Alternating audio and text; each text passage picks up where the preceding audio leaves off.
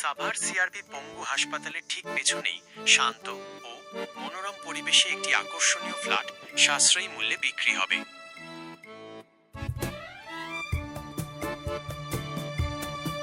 ফ্ল্যাটের বিবরণ: আয়তন 700 স্কয়ার ফিট, 1 ইউনিট। অবস্থান: 4% জমির ওপর নির্মিত 4তলা ফাউন্ডেশন ভবনের 2য় তলা। অবস্থা: আনকমপ্লিট, আপনার পছন্দ মতো ইন্টেরিয়র করার সুযোগ।